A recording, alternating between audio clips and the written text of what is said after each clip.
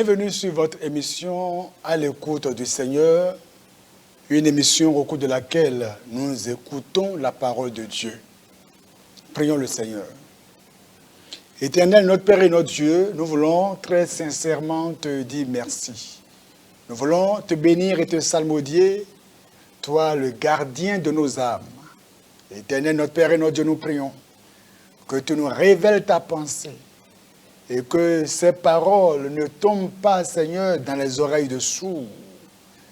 Permets, Seigneur, que ces paroles puissent nous métamorphoser, nous transformer, nous illuminer et nous faire prendre des décisions au nom de Jésus-Christ. Merci Père éternel, au nom de Jésus nous avons prié. Amen. Le thème de notre enseignement d'aujourd'hui, c'est maximiser la valeur d'une seule vie. Maximiser la valeur d'une seule vie. Et dans le livre de Psaume, chapitre 90, nous voyons clairement ce qui est dit. Psaume 90 à partir du verset 10. Les jours de nos années s'élèvent à 70 ans, et pour les plus robustes, à 80 ans. Et l'orgueil qu'ils en tirent n'est que peine et misère. Car ils passent vite et nous nous en volons. Car ils passent vite et nous nous en volons. On a posé la question à David Wilkerson pour lui demander qu'est-ce qui l'a surpris dans sa vie. Qu'est-ce qui l'a surpris dans sa vie? Et il dit que ce qui l'a surpris ou bien ce qui le surprend, c'est la manière dont le temps passe si vite. La manière dont le temps passe si vite. Et c'est vrai, le temps passe très vite. Et chacun de nous dans ce monde a un crédit de vie. Il y en a qui ont un crédit de vie de 20 ans, d'autres de 25 ans, d'autres 50 ans, d'autres 80 ans, d'autres 100 ans. Mais ce qui est sûr, vous passerez. Lorsque nous parlons de maximiser la valeur d'une seule vie, il faut déjà comprendre dans ce premier point, c'est quoi maximiser la valeur d'une seule vie? Maximiser la valeur d'une seule vie consiste déjà à comprendre que vous avez une seule vie à vivre. Je vous parle à vous qui m'écoutez. Vous avez une seule vie à vivre. Et comprendre donc la valeur de cette seule vie que vous avez à vivre. Maximiser la valeur d'une seule vie commence d'abord par le fait de comprendre la valeur de la seule vie que l'on a à vivre dans ce monde. Deuxièmement, c'est comprendre la véritable essence de votre existence sur terre. Quelle est la raison de votre existence sur terre? Pourquoi êtes-vous créé? C'est une chose à comprendre, à chercher. Maximiser la valeur d'une seule vie, c'est aussi opérer des choix judicieux, des choix conformes à la volonté de votre Créateur afin d'enrichir votre unique existence. Maximiser la valeur d'une seule vie, c'est aussi accomplir tout ce qui a été écrit par votre Créateur avant que vous ne veniez dans ce monde. C'est lourd, c'est du sérieux. parvenir à accomplir tout ce que votre Créateur a écrit sur vous. Maximiser la valeur d'une seule vie. Comment il faut comprendre ça? Regardez par exemple quelqu'un qui a acheté un téléphone portable d'une valeur de 1 million ou d'une valeur de 500 000, mais qui ne fait que émettre des appels et en recevoir. À part ça, il ne connaît plus rien des autres fonctionnalités du téléphone de 500 000 qu'il a acheté. Quelle différence alors y a-t-il entre ce téléphone et celui de 11 000 ou même de 10 000 que l'autre a? Si tu as un téléphone de 500 000 et que tu ne comprends pas les fonctionnalités profondes que ça a, comment pourras-tu maximiser la valeur de ce téléphone que tu as acheté? Avoir un téléphone coûteux, mais ne pas comprendre ce à quoi ça sert réellement, c'est ne pas maximiser la valeur de ce téléphone que l'on a entre ses mains. Mais celui qui connaît le téléphone qu'il a entre ses mains et qui connaît réellement la profondeur de ses fonctionnalités, il va les fouiller et les utiliser à bon escient, correctement, profondément, judicieusement, en profondeur. Profitez bien de ce téléphone-là. La même chose, quand quelqu'un veut maximiser la valeur de sa seule vie, il doit savoir ce que Dieu a mis en lui. Les aptitudes, les potentiels, les compétences, les savoir-faire, les habiletés que Dieu a mises en lui, les repérer et les utiliser à bon escient, à la gloire de Dieu dans ce monde. Maximiser la valeur d'une seule vie. Oh, une seule vie. Une seule vie qui bientôt passera. Une seule vie qui bientôt sera conjuguée au passé. Une seule vie.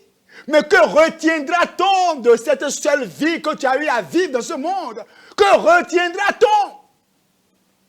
Eh bien oui, les gens pourront acclamer, applaudir, dire de bonnes choses. Mais que dira ton Créateur sur la vie, cette unique vie que tu as vécue? Que dira ton Créateur? Peu importe ce que ton pasteur dira, peu importe ce que ta femme dira, peu importe ce qu'on dira. Mais qu'est-ce que ton Créateur va dire au soir de ta vie par rapport à cette seule vie que tu as vécue?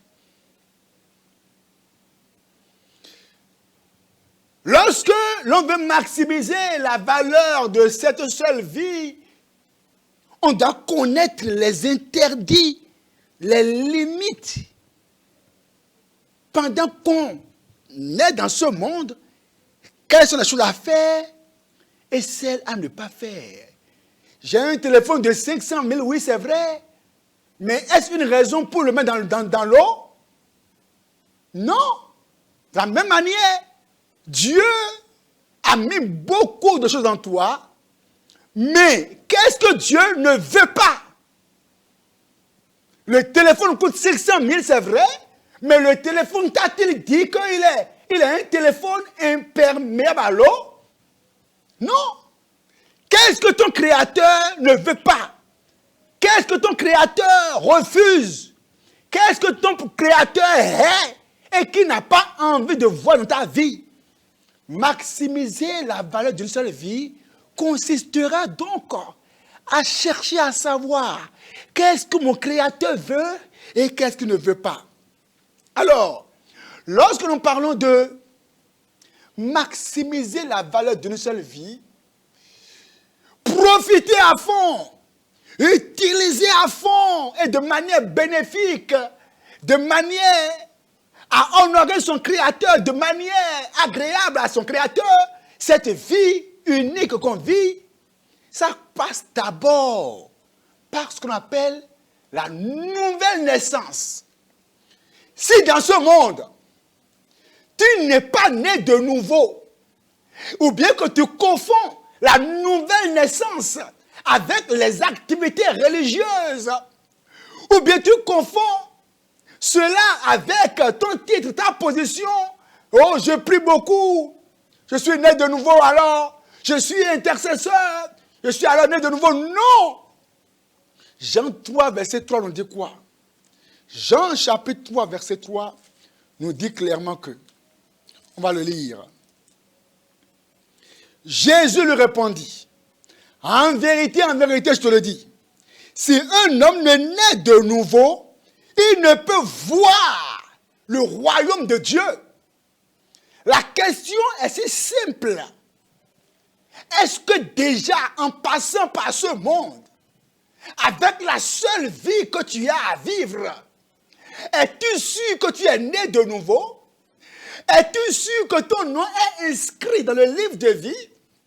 Le Saint-Esprit témoigne-t-il à ton esprit que tu es enfant de Dieu? Jean 1, verset 12 va confirmer cela. Jean chapitre 1, le verset 12 va dire ceci. Mais à tous ceux qui l'ont reçu, à ceux qui croient en son nom, elle a donné le pouvoir de devenir enfant de Dieu. Celui qui veut maximiser la valeur de la seule vie qu'il a dans ce monde, il doit d'abord être né de nouveau, être réconcilié avec son Créateur, faire la paix avec Dieu. Je ne parle pas de je suis choriste, j'ai créé mon église, je suis pasteur. Non, j'ai fait ça. Non. Es-tu sûr que ton nom est inscrit au ciel? Ça commence par là. Ça commence par là. Ne me dis pas non, je suis vaincu par la fornication, mais j'aime Dieu. Ne me dis pas, c'est vrai, je suis vaincu par la pornographie, mais je suis enfant de Dieu. Non. La Bible dit que celui qui pêche est du diable. Celui qui pêche est du diable. Et Paul a dit, le bien que je connais n'habite pas en moi. Je prends plaisir à la loi de Dieu dans mon cœur. Il a la volonté, mais pas le pouvoir d'obéir à Dieu. Alors, quand je regarde Jésus-Christ, Jésus a vécu environ 33 ans sur terre. Mais regardez la manière dont Jésus a impacté l'humanité. Jésus a seulement eu 3 ans de ministère. Mais regardez comment Jésus-Christ a maximisé la valeur des 3 années qu'il a vécues. Juste 3 ans, mais il a impacté l'humanité de manière éternelle. Juste 3 ans. Il a vécu pendant 33 ans. Toi, tu as quel âge aujourd'hui? Tu as quel âge? Tu as 25 ans. Qu'as-tu déjà fait à 25 ans? Tu as 50 ans. Qu'as-tu déjà fait à 50 ans pour le Seigneur? Pourquoi pries-tu pour dire, Seigneur, donne-moi de vivre longtemps, si le peu d'années que tu as maintenant n'a pas pu servir à Dieu? Le Seigneur te demande, à quoi me servent tes années? Pourquoi vis-tu? Regardez comment l'impact de Jésus-Christ a transcendé les âges, a transcendé les générations. Celui qui veut maximiser la valeur d'une seule vie, eh bien, regardez le langage qu'il tient. Regardez, dans Jean 9, verset 4. Regardez ce que Jésus dit. Jean 9, verset 4. Jean chapitre 9, verset 4. Il dit, et il faut que je fasse, tandis qu'il est jour, les œuvres de celui qui m'a envoyé. La nuit vient où personne ne peut travailler. Il en était conscient. Il n'a pas de temps à perdre. Il n'a pas de temps à gaspiller. Celui qui sait qu'il n'a qu'une seule vie à vivre et qui veut maximiser cela pour le Seigneur, eh bien, il n'est pas dans les distractions. Il dit, la nuit vient où personne ne peut travailler. ça nous montre que celui qui veut réellement maximiser la valeur de cette seule vie qu'il a à vivre, il est focus, la focalisation. Jésus était focalisé sur l'objectif. Sur quoi es-tu focalisé? Mais tu es distrait dans ce monde. Nombreux sont les pasteurs qui sont distraits, qui prêchent du n'importe quoi. Ils ne prêchent plus l'essentiel. On ne prêche plus la sanctification, on ne prêche plus le salut, on est distrait. Jésus n'était pas distrait. C'est pour ça que même après 3 ans de ministère, il a impacté les gens de manière éternelle. Regardez, il dit, la nuit vient où personne ne peut travailler. Là, qu'est-ce qu'on en tire? Racheter le temps. Celui qui veut maximiser la valeur d'une seule vie, il rachète le temps. Il a un agenda bien chargé. Il sait sur à quoi il est appelé. Il n'a pas le temps. Le temps est précieux pour lui. Chaque minute, chaque seconde, chaque heure, il a tellement à faire pour son Créateur. Il a tellement à faire pour Dieu qu'il ne perd pas le temps. Jésus ne perdait pas le temps. Jésus-Christ était dans l'essentiel. Jésus-Christ était dans le vrai. Jésus-Christ était dans l'authentique. Jésus-Christ était dans le véritable. L'homme ou la femme qui veut maximiser la valeur de la vie qu'il a à vivre, il est dans le véritable, pas dans les hérésies. Il refuse les fausses doctrines. Il refuse les mensonges de Satan. Il aime la vérité, la parole de vérité. On va dire non. Quand on est sauvé une fois, on l'est pour toujours. Peu importe ce qu'on fait après. Non, peu importe, tu peux aller forniquer. Tu peux tuer les gens, ton nom est écrit pour toujours. Les hérésies, les mensonges sataniques. Il y a tellement de versets qui nous montrent que si on ne prend pas garde à son salut, on sera rejeté par le Seigneur. Le salut n'est pas un billet qu'on vient prendre chez Dieu et après on va retourner au péché. C'est trop facile ça. Le salut n'est pas un billet qu'on vient prendre chez Dieu pour garantir sa place au ciel et après on vit sa vie et on dit non, mon nom est inscrit au ciel. Vous vous amusez, vous plaisantez.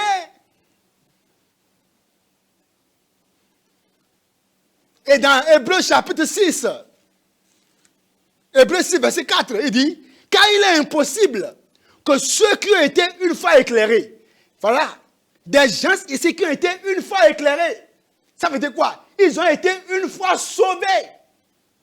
Regardez encore, qui ont goûté le don céleste. De quel don on parle? Ils ont eu part au Saint-Esprit. Qui ont eu part au Saint-Esprit? On dit, qui ont eu part au Saint-Esprit. C'est des gens sauvés, des gens sanctifiés, même des gens qui parlaient en langue. Et ces personnes, regardez, on dit, qui ont goûté la bonne parole de Dieu et les puissants du siècle à venir. Ils parlaient en langue. Maintenant, verset 6, on dit, et qu'ils sont tombés, soit encore renouvelés et ramenés à la repentance, puisqu'ils crucifient pour leur part le Fils de Dieu et l'espouse à l'Iomini. On dit quoi cette séance-là? Qui ont été éclairés, qui ont été sauvés, qui ont eu part au Saint-Esprit, mais qui sont tombés et qui maintenant blasphèment le nom de Dieu, ils ne peuvent plus être restaurés. Donc, jadis sauvés, mais maintenant rejetés par Dieu, qui vous dit que le salut, c'est garanti pour toujours.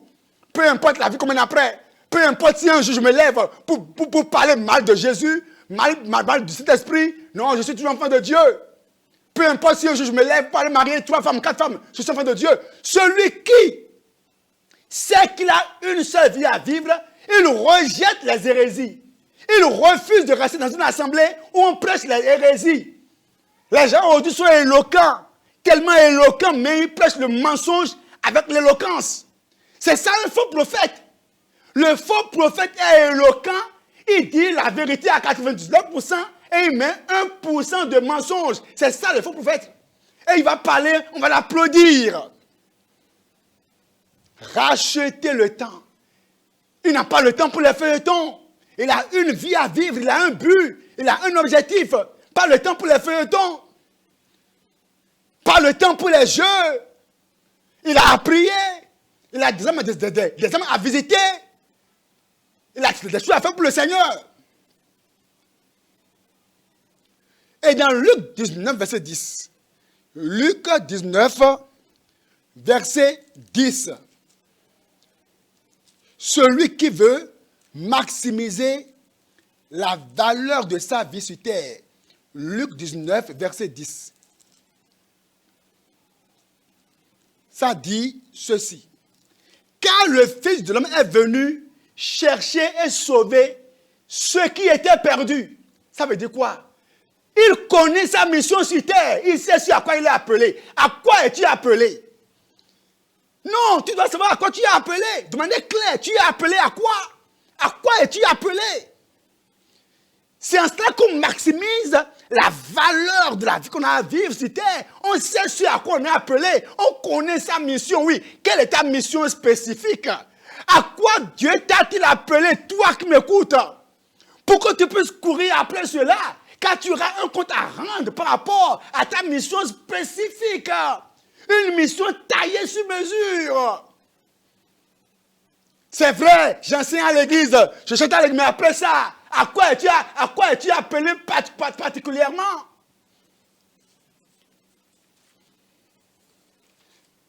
Lorsqu'on prend Paul, dans 2 Timothée 4, verset 7, Paul dit, j'ai combattu le bon combat. Voici quelqu'un qui, au soir de sa vie, était conscient, confiant, rassuré, qu'il a maximisé la valeur de sa seule vie. Il sait qu'il n'a pas perdu son temps. Il sait qu'il n'a pas battu l'air. Il en était conscient. J'ai combattu le bon combat. Je n'ai pas fait un combat charnel. Telle doit être ta conclusion. Alors, quand on regarde Paul, Paul était né de nouveau. Et il dit, Galates 1, 15 à 16, il dit, je n'ai pas consulté la chair et le sang quand la peine m'est parvenue. Il est né de nouveau. Donc, ça commence toujours par là. Après cela, Paul était un travailleur.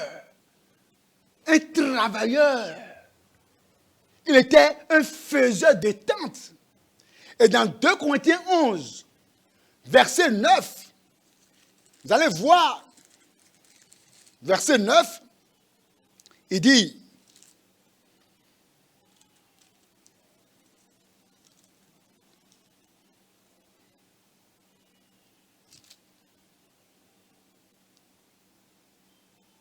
le verset m'a échappé, verset 9, je vais revenir sur ça après, si possible, où il disait clairement qu'il n'a pas été en charge à quelqu'un. C'est pour dire que nous devons rechercher le meilleur. Un élève doit chercher à savoir quelles sont les choses qui sont en moi et travailler, étudier, aller le plus haut possible pour avoir la capacité un jour de prêcher à des hauts cadres. C'est ça. Quand tu veux étudier, tu étudies à fond. Tu étudies à fond pour la gloire du Seigneur, pour être à un niveau social élevé, afin que tu puisses pouvoir prêcher aux gens qui sont à ce niveau élevé là. Ne pas dire non, moi je vais devenir un évangéliste, être paresseux. Non. 3 Jean 2, bien-aimé, je souhaite que tu prospères à tous égards et sois en bonne santé comme prospère l'état de ton âme. Une vie équilibrée. Tous les domaines sont équilibrés, bien utilisés pour le Seigneur. Sur le plan professionnel, il est là. Le plan spirituel, il est là. Dans sa famille, il est encore là. Quand on prend Paul, Paul était quelqu'un qui vivait pour les âmes. Et c'est ça. Tu dois vivre pour les âmes dans ce monde.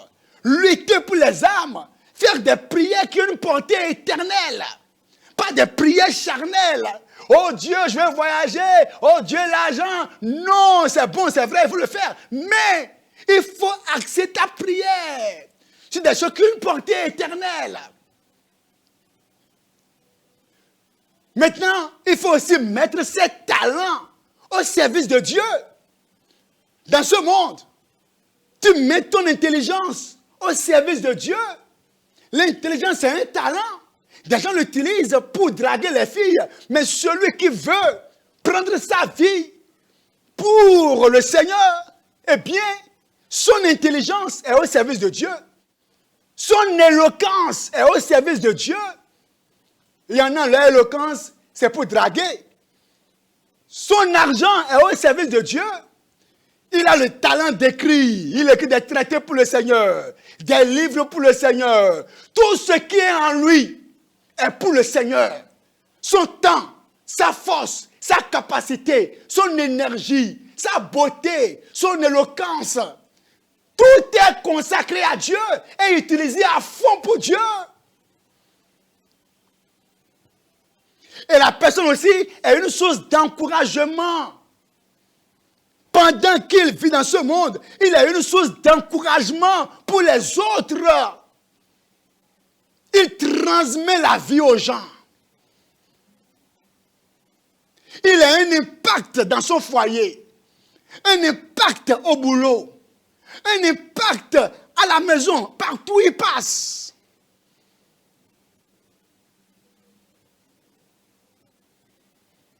Ma question est de savoir, dans ce monde, pourquoi vis-tu?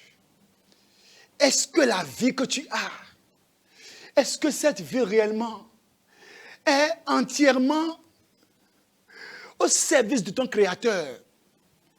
Est-ce que tu sais que cette seule vie que tu as, le Seigneur veut que cette vie soit à lui à 100%. Je ne sais pas si tu comprends ce dont nous parlons. Est-ce que ton existence vibre au son de la volonté de Dieu? Est-ce que tous tes membres vibrent au son de la volonté de ton Créateur? Est-ce que ton existence est vouée à la volonté de Dieu?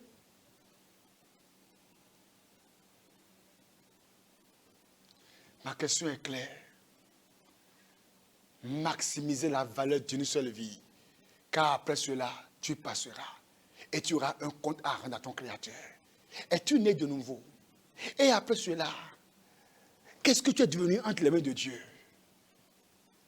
Seigneur, je veux prier pour ton enfant. Nous prions, Père éternel,